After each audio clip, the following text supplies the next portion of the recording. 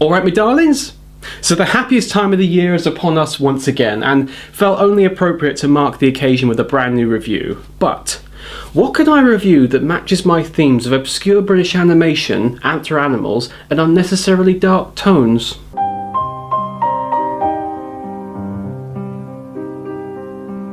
Oh yes, I'm doing this one. Okay, this is stretching it a bit with my style of obscure British shows and films, much like my last video, since everybody knows about the Snowman. But sod it, it's Christmas, and I'm going to take a look at my all-time favourite Christmas movie, which, surprisingly, is actually about Christmas. Seriously, where are the actual Yuletide movies on the Now TV and Sky Movie collections at this time of year? But today's not just about the classic, oh no, we're also taking a look at the lesser-known Snowman and the Snow Dog, which was released in 2012, and a quick look at some of Raymond Briggs' other books. So let's get underway with the 1982 original, The Snowman. Just before we get into talking about this movie, I do just want to address one thing, that I absolutely adore this movie. Like I said, it's my all-time favourite Christmas movie, and I think it's one of the best things to watch around Christmas time. But even as great as this or any other production made for Christmas or any other holiday or occasion can be, there's still always things to make fun of. But this is by no means a criticism. The movie's fantastic. Just think of this as me making fun of it from adult sensibilities, because that's what I do. And when you look back at this with an adult mind, there's always things that you can find funny about it that you didn't notice as a kid. As I alluded to a minute ago, the original book the film is based on was written by child book writing legend Raymond Briggs, who published the book in 1978, and also provides an intro monologue in the movie to help set the tone. I remember that winter because it brought the heaviest snow that I had ever seen. Snow had fallen steadily all night long, and in the morning I woke in a room filled with light and silence. The whole world seemed to be held in a dreamlike stillness. It was a magical day, and it was on that day I made the Snowman. That is, if you're watching the movie before 1984. You see, Channel 4, who produced and distributed the movie, and has shown it on TV every Christmas without fail since it was released, which makes it one of the few dead ponies that they keep flogging that doesn't have STDs, angry yobbos or dick jokes in it. After the first release in 82, which featured Raymond Briggs' intro where he talks as if he is the actual kid from the movie, just grown up, they filmed another one on the following year with the Starman himself, David Bowie, where he basically said the same things that Briggs did, but just with a different location, and actually shows off the scarf at the end of the movie, which, yeah, bit of a spoiler right there, folks. One winter I made a really big snowman. He got the scarf for me. You see, he was a real snowman. Yes, I know it's not the biggest spoiler they could have given away in regards to this movie, but it's one of the main things that the film builds up to, as we'll see. But it's always great to see Bowie in anything, particularly after what happened earlier this year. There is another alternate intro, but I'll get into that later. But anyway, the movie begins with a gorgeous aerial shot of the animated snow world that both makes me shudder from its sheer beauty, and also laugh hysterically at the same time. Because the angle and the way that the camera moves around just makes me imagine two little animated men trying to control a camera drone in the snow. Anyway, after that we go into the room of our main character, who's just waking up. And I will give anyone watching 10 quid right now if they can tell me what his name is. Come on, he does actually have a name, but what is it? Come on, tell me it. I didn't think so. It's James. Yep, all the years of people calling him the boy from the Snowman, he does actually have a real name. It says it in the book, and also the Daily Mail interactive CD I had, that also tells you his name. Thumbs up if you had one of those too. Deactivate blatant self-promotion mode. Reboot. Sorry, I need to keep that under control. Anyway, James is excited to finally have some snow, which he damn well should be in this country. I don't care how much the Daily Express makes us scared of it. I want me some snow at Christmas. Or as Peter Capaldi would put it, Thundersnow! Weather bomb! Snowpocalypse! And of course, what's the first thing he tries as soon as he gets into the garden? No! Not that! Snowballs! But with no one around to actually throw snowballs at, he does what any kid would do and throws them at his window, which his mother is none too happy about.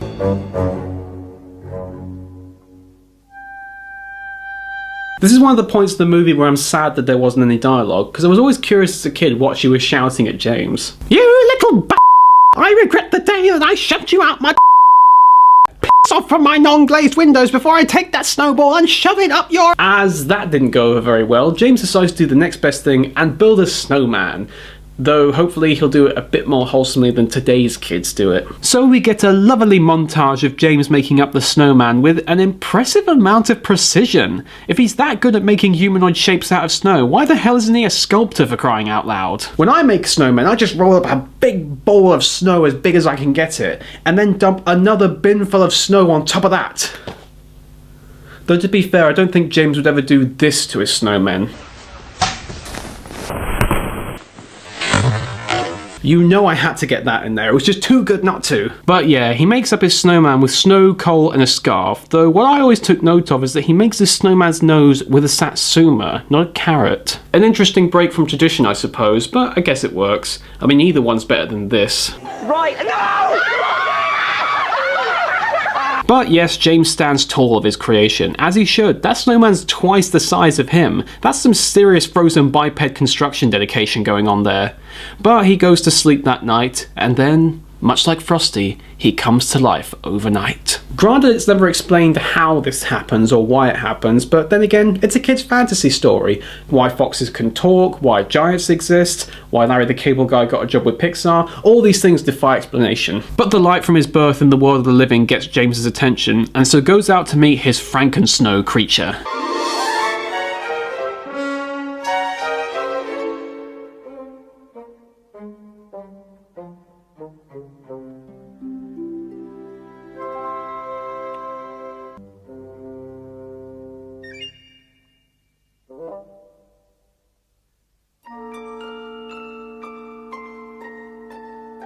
These upcoming bits of the movie are almost impossible to make fun of because they're so innocent and perfect as both Christmas delights and children's stories that you really can't criticise or even make fun of them.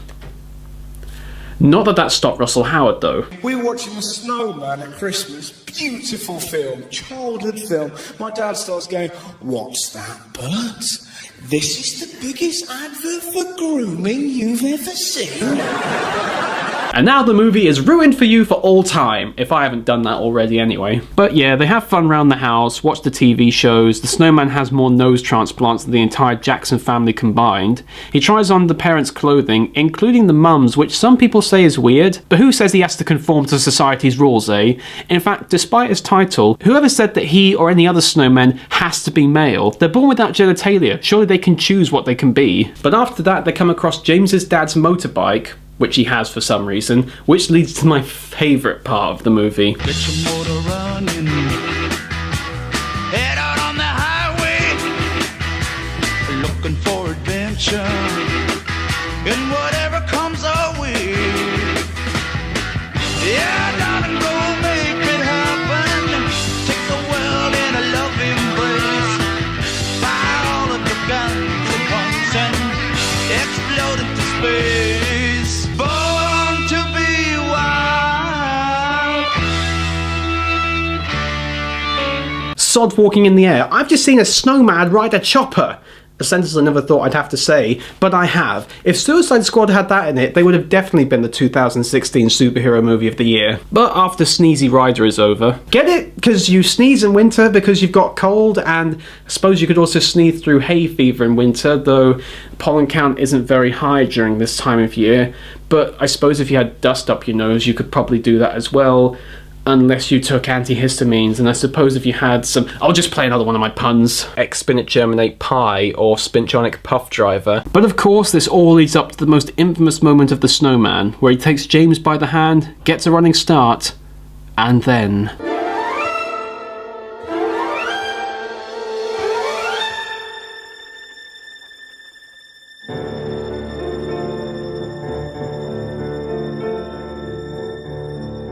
Is it not magical? In the air,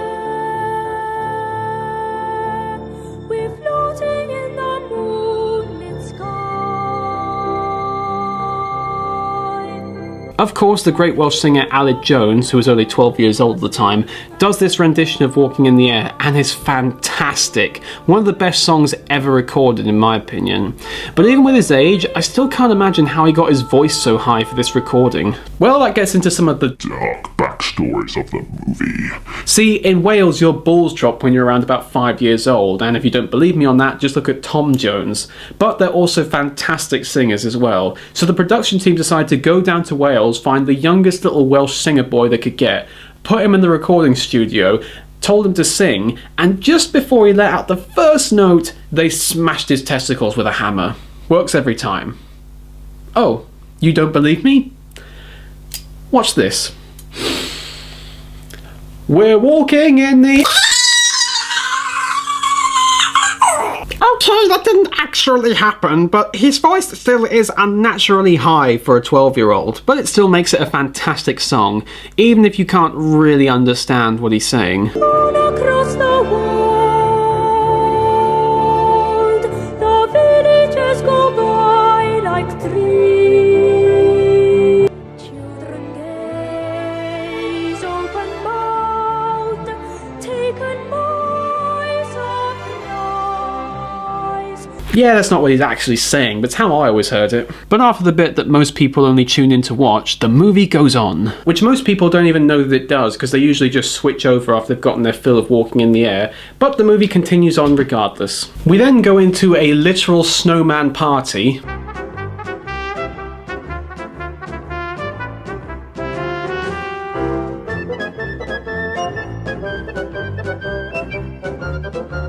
Which makes me wonder if I actually just took acid before I came on camera today, since I've now seen a snowman try and dress in drag, ride a motorcycle, fly, and now he's doing the Highland jig. I don't know what's real anymore, man. But yeah, most of the rest of the movie is a party with the other snowmen, and James with what is supposed to be a look of joy, but the animation makes it seem more like a look of evil. Maybe thinking how funny it would be to run around this party with a hairdryer in one hand and a bag of salt in the other. But speaking of which, James goes on to meet the man himself. Yes, it's Saint Nick, old Kris Kringle, the fat red one himself, Santa Claus, or rather more Father Christmas in this case, the same one from Raymond Briggs' Father Christmas and Father Christmas Goes on Holiday books, which I highly recommend, by the way, both the books and the movie that was made out of both of them. They're even better than The Snowman and has one of the best Santas ever. Off to a fancy dress party then, sir? I should be so lucky. Life of Riley. Bed of roses. And happy Christmas to you and all. And said Santa also starred in the most recent version of the Snowman intro, which Channel 4 has been using ever since they introduced it in 2002. But when Mel Smith, the voice of Santa, passed away in 2013, the Bowie intro is what they've been using since. But even if Smith was still alive, I think they'd be using the Bowie intro this year anyway. Anyway, Santa gives James his present for the year, without swearing unfortunately, and he and the snowmen head back home, and they say their farewell, and James goes to bed, and the next morning he finds the scarf I mentioned at the beginning. Now, this next bit is unfortunately one of the most infamous moments of the movies, probably just behind the Walking in the Air scene, and much like any Farthingwood fight scene, you really can't do it justice by talking about it. So let's just watch it.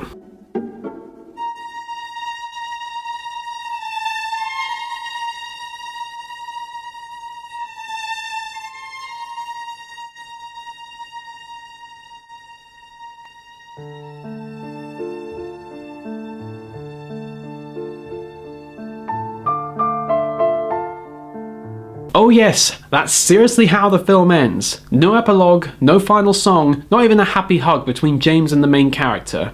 That's it. Bye!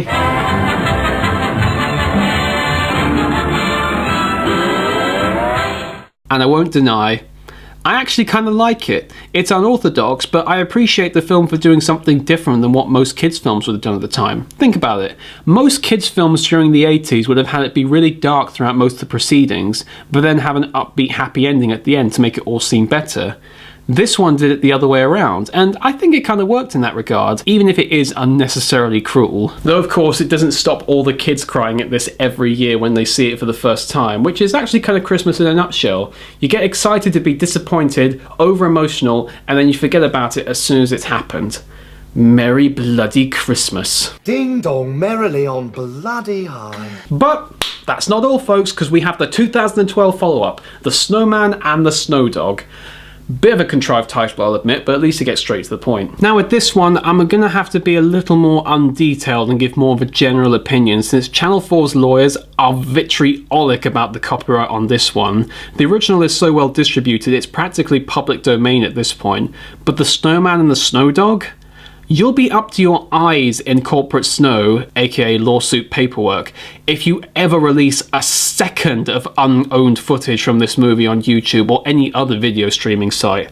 So I'm just going to have to show what I can from the trailer and still images online, so I apologise for that, but I want to make it so that you can actually watch this video, so this is the best way to do it. WTFU, YouTube! What surprises me about this movie is how they go to impressive lengths to make it clear that this movie takes place in the same universe as the first one, and that it does take place after it as well. But this isn't the Marvel Cinematic Universe. You don't have to dedicate the first 5 minutes to show that James is the predecessor or whatever of this new kid. I think people would have been fine with this being an unrelated story that happens to have the same characters of the Snowman. The fact that he looks just like the original would have just been a coincidence.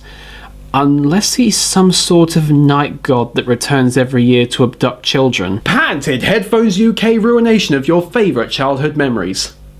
But that's not all that happens in the intro. We get more backstory this time for the kid, where we learn that he had a dog, which he loved like any kid would love any pet, but it died before he moved to the new house which James also lives in.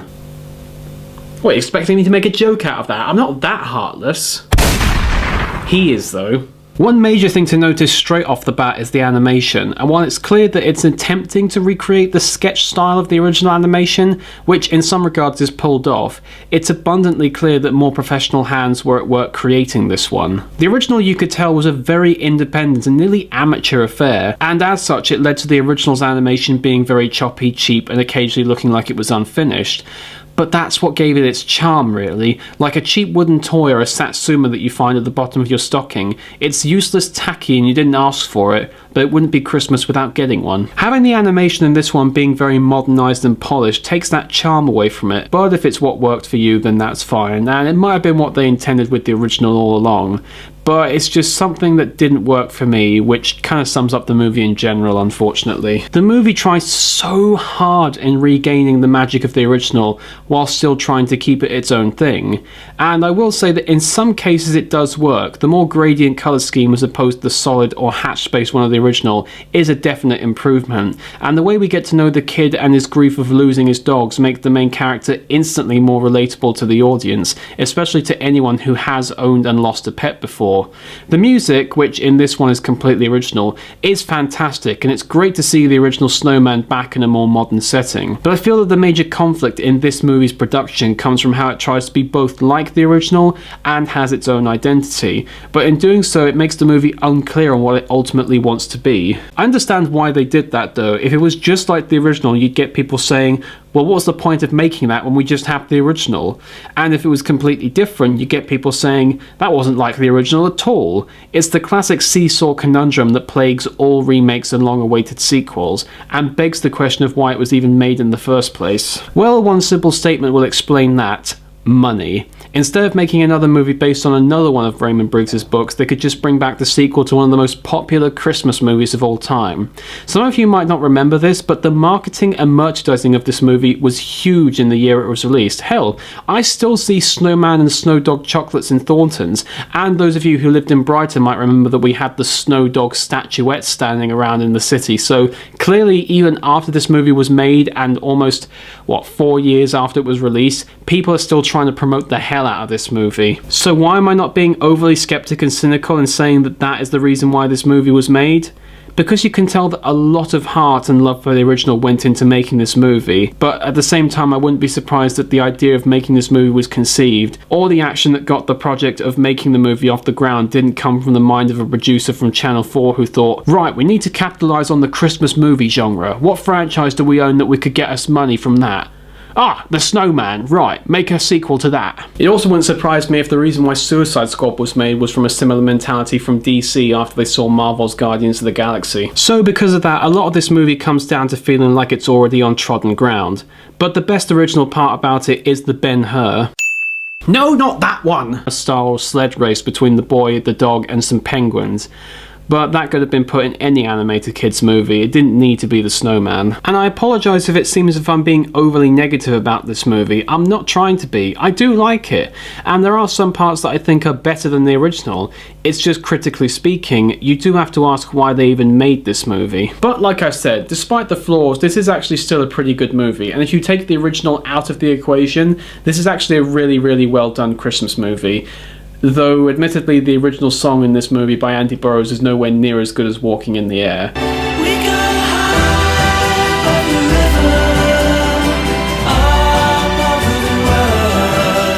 But both movies are fantastic for Christmas time watchings and make a great double feature around about this time of year, and you can find any of them in any DVD store around Christmas time. But what is to be said of Raymond Briggs besides these two films? Well, as mentioned before, the books of Father Christmas and Father Christmas Goes on Holiday were adapted into the short film Father Christmas. They really got the title sorted out on that one, haven't they? It takes a more comedic and cynical approach to the Santa Claus mythos, and in contrast to The Snowman, I feel it's a great companion piece to the film, especially with this Santa Claus swearing up a storm. For a start, there's the reindeer to see to every day. Then there's the garden, and me veggie patch, shoddy, bent nails. Oh, God! Yeah. Watch out, Billy Bob, there's a new bad Santa in town. Another one of his books, Where the Wind Blows, was adapted in 1986 about a very ordinary couple during the Cold War. I haven't seen it, but it looks interesting, and the Starman is in that movie as well. One of the great movies I'm sure he'll be remembered for. Labyrinth, Twin Peaks, Where the Wind Blows. A one-off adaptation of Fungus the Bogeyman was made in 2002 and eventually released in 2004 starring Ingrid from Young Dracula, and a new version was released this year starring the great Timothy Spall, because nothing says more than a man made out of snot than the guy who played Wormtail in Harry Potter. But that's not all from Raymond this year. A new Father Christmas stage adaptation has been running since 2012, and the newly released Ethel and Ernest, one of Raymond Briggs' more non-conflicting and softer books, came out earlier this year as an animated adaptation that has been in production for 8 years. Better late than never, eh? I've not actually seen the movie yet, but I've heard that it's very, very good, so I'll be sure to check it out at some point. But I just want to leave you all today with a message of thank you very, very much for being such loyal supporters and followers to me throughout this year, and I just want to say to you all, Merry Christmas, Happy Hanukkah, Happy Kwanzaa, Happy Giftmas, just happy holidays to every single one of you. But now, I've had enough of this, I'm going on the other side to have a bath. Bye!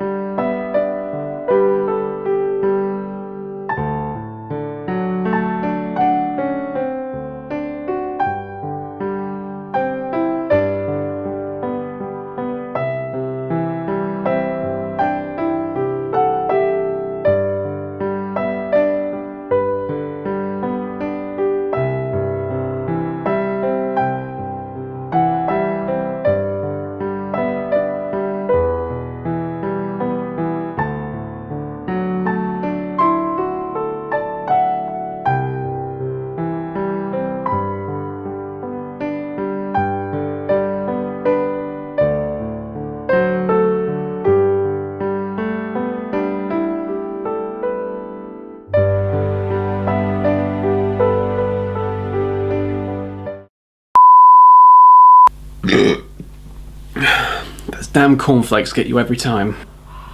Hang on, I forgot about that. Just about it. Good thing I stumbled up, I burped. Oh. I would have used a hammer, but unfortunately I don't have one here, so I just made do with this instead.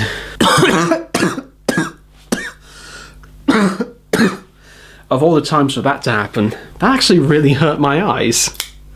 Which thankfully is the part of my body I was hoping wouldn't get hurt by trying to do that. And we're done.